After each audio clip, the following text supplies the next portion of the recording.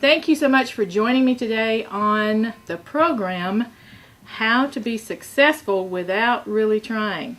My name is Carol Trudeau, and I have a special guest today. So you'll want to make sure that you take a seat, call a friend, and watch during the entire program. Especially if you're a licensed real estate agent who belongs to the Georgia Association of Realtors, because this is information you cannot pass up. Now, Joy Goldfingers is my guest, and she wrote this fantastic book, Facilitate for Success. Just a few little pages here, and we're going to go over the content of this book. And I tell you what, if you'll call in right before the program is over, we'll send you a copy with her autograph for a mere donation of $75 to this show. Now, we're looking forward to all that is in here to help you succeed without really trying. So let's go right to Joy. Joy! Hi. Thank you for It's so having me. good to see you. Thank you so much for being here. I really wanted to have you here for quite some time. I'm glad you could work it in your schedule. And this book is fantastic. Thank you. I had a good time writing it. Did you? Mm-hmm. Well, why did you write it? Well, I wrote it for the purpose of being able to, just give information to people so they could be successful like I am.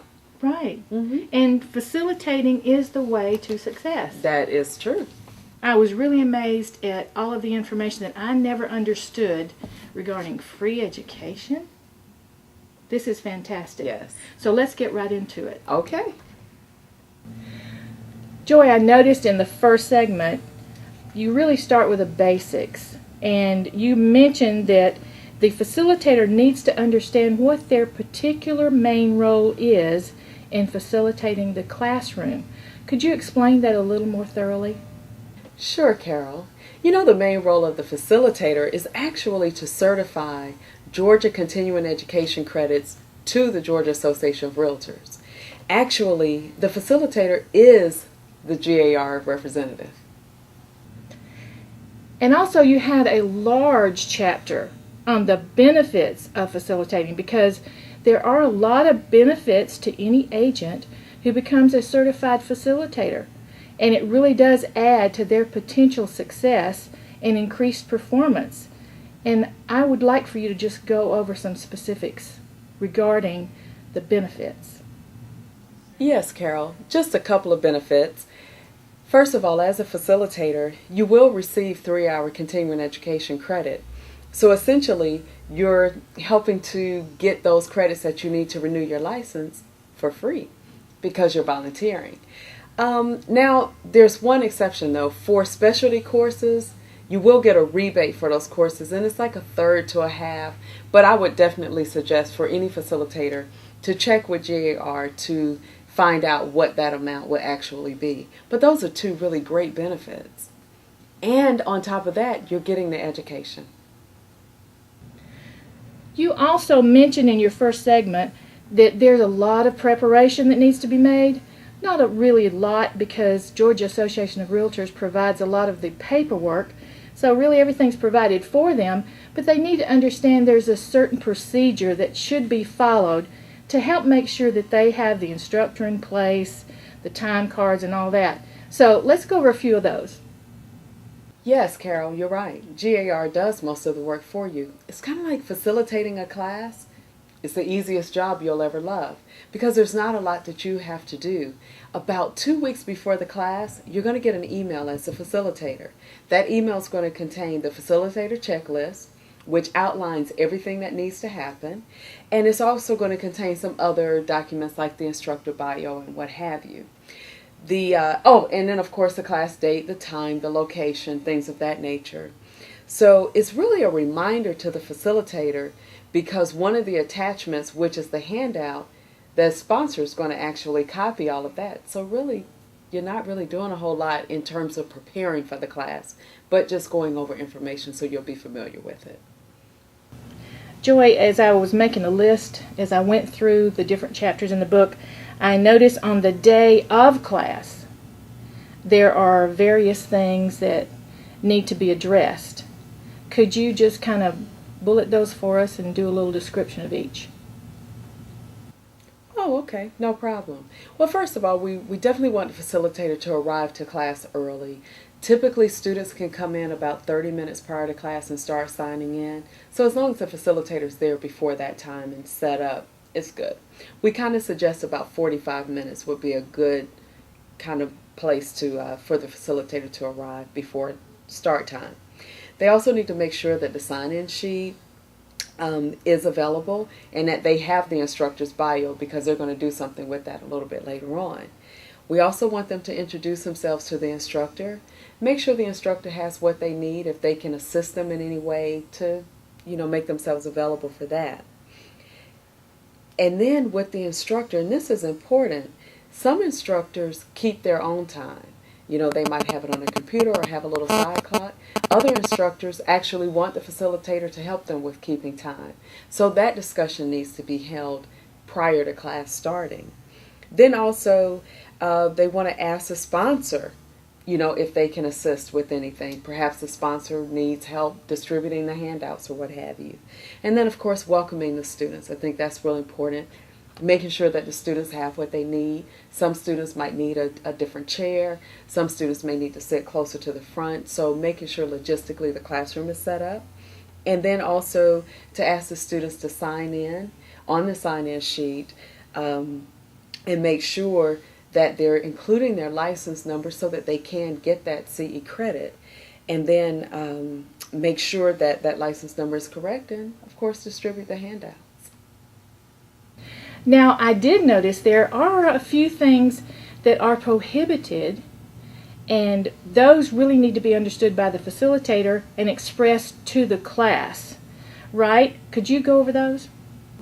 Yes. One of the things that is prohibited in class is there is absolutely no recruiting during these classes. For instance, if a student comes in and say they have on a name badge with their company's name, that name badge needs to be removed, and the facilitator needs to make sure that happens.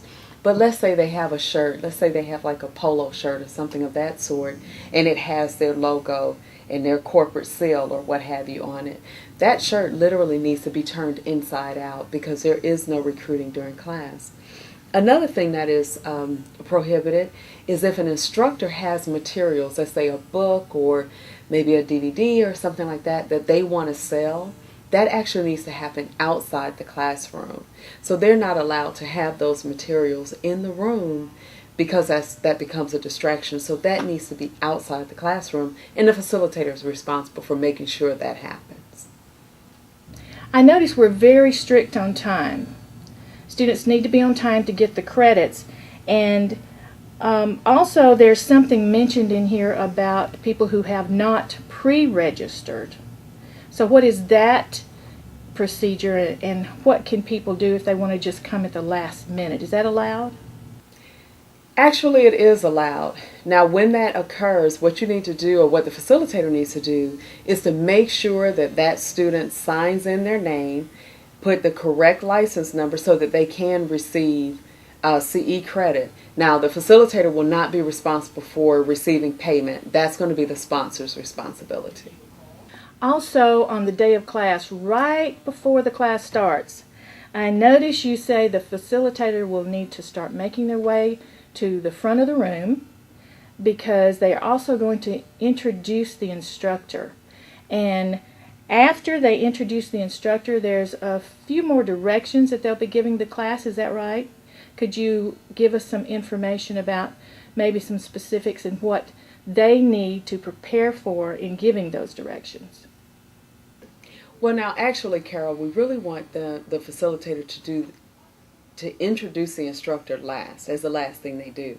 Prior to that, we do want them in front of the class, and we want them to read over or review the student notice, which is usually page 2 of the handout, with the students, emphasizing that the students must attend the entire class to get CE credit.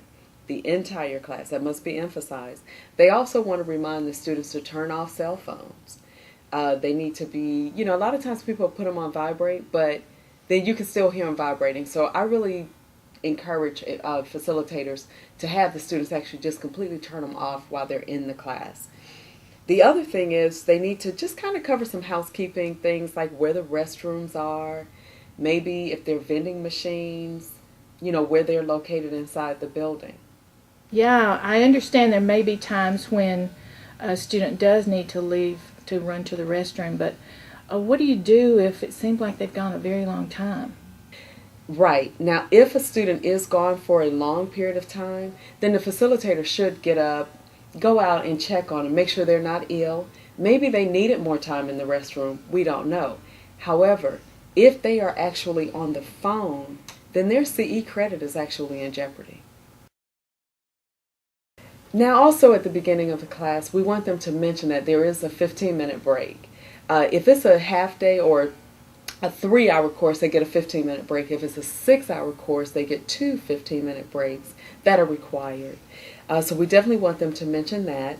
And we also want them to mention that at the end of class, they need to complete and turn in an evaluation. Those evaluations are very important. So it's very important that we get them back. And then at this point, after they've gone all through that, this is when they'll introduce the instructor. And of course, class will start. Then during the class, Joy, you also went over a few things about how the facilitator needs to monitor the attendance, not just when they arrive, but also during the class. And then there are some attentions that need to be given to the instructor to help keep them on track regarding time. Would you explain that? Yes.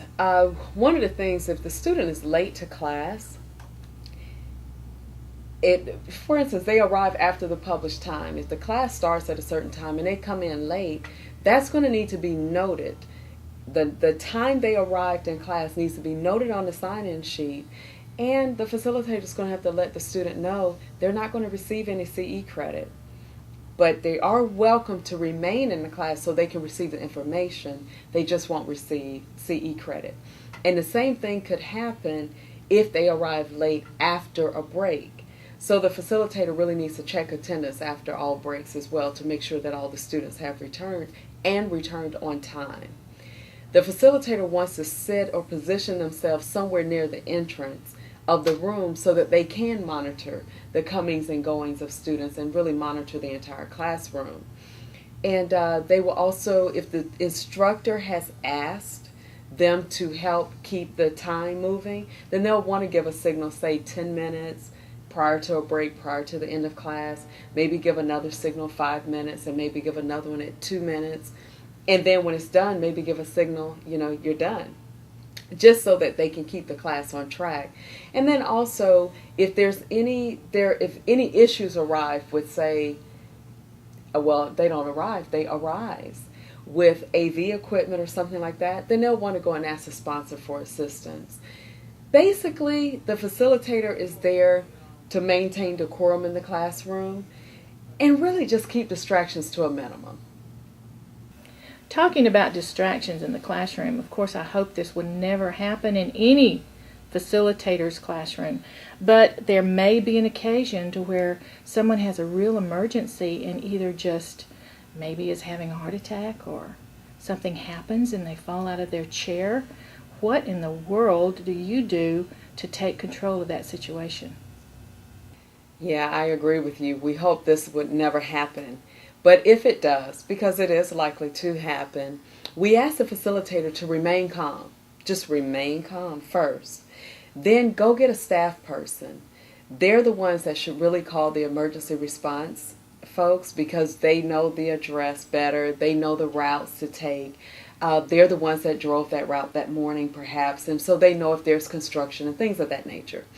The other thing is to try to move the students away from the one that needs the attention, because sometimes people all want to come and help.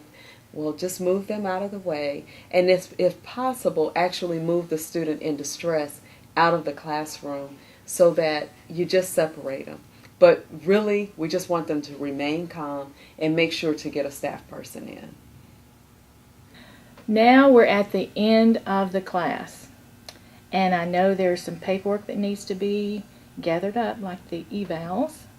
And also you're going to make sure that they sign out or not. I mean, what is the procedure at the end of the class? At this time, the facilitator is going to thank the instructor. remind the students to complete and turn in the evaluation forms. If this, now, you know what, because here's something, let me just take a pause. Sometimes you have a situation where the instructor tries to end the class early. Maybe they want to beat the traffic, but they can't. If it's a 3-hour course, they have to instruct for 3 hours.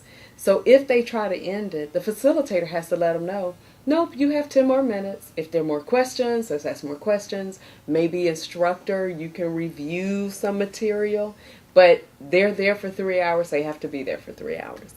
So just wanted to put that in there. Now, speaking of that, going back to the students turning in their evaluations, the facilitator also has an evaluation. And this is very important because GAR takes all these evaluations very serious. So we want the facilitator to be candid, to be honest, and make sure to be as complete as possible in completing that evaluation. Also, we want the facilitator to collect all of these and make sure if there are any exams that were given, collect answer sheets and things like that. We just want them to collect all the materials. And then any leftover materials, we want them to hand all of those over to the sponsor. Also, at the end of the class, in the event that there is a student who is not going to receive credit for whatever reasons, based on what you have already covered in this interview, there's something that needs to be done on the paperwork specifically addressing those issues. What is that? The facilitator, on the sign-in sheet and the verification form, they will actually need to sign the bottom of each of those sheets, which verifies whether or not a student is able to receive CE credit or not receive CE credit. So for instance, let's say a class started at 9 o'clock, but the student didn't arrive till 9:18. Well, they will need to write, student is not going to receive, CE credit, and then the reason why is because student arrived at 9:18. Very simple. So we need to be sure that the facilitator is including any reasons why a student particularly is not going to receive CE credit, and then their signature says that they're verifying all of that information. Well, I just can't believe that the time has come and gone. Joy, thank you so much You're for being very welcome. here.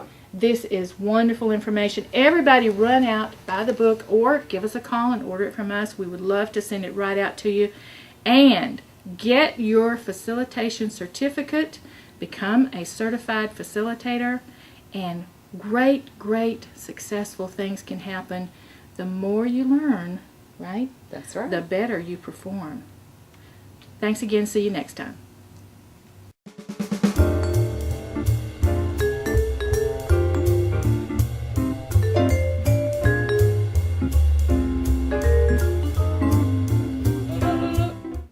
All right, take 2, starting again.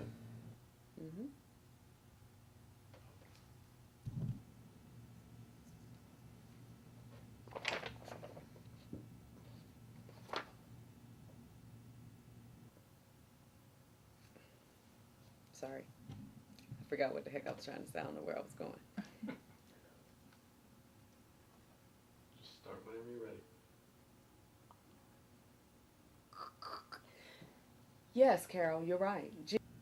Let me do that again because I forgot. I forgot. Hey, don't do this. I know. I forgot. If they are actually on the phone, then their CE credit is actually in jeopardy.